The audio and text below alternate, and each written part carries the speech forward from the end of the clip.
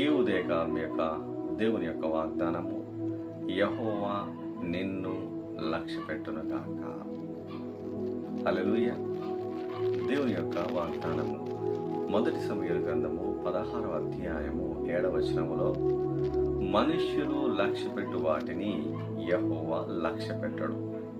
మనుషులు పైరూపాన్ని చూస్తారు, కానీ యెహోవా హృదయంతరంగాలను పరిశోధించే గొప్ప దేవుడు.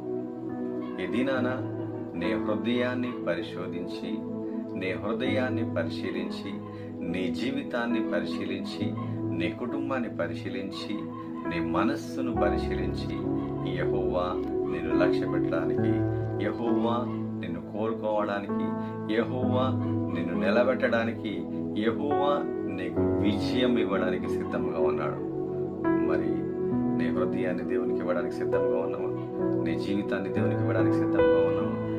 నీ యొక్క కుటుంబాన్ని పరిశుద్ధముగా పవిత్రంగా ఉంచుకోవడానికి నీవు సిద్ధంగా ఉన్నట్లయితే, దేవుడు ఈ దినాన గొప్ప విజయం దేవుడు నీ కుటుంబానికి నీకు దయచేయును గాక. ఆమేన్.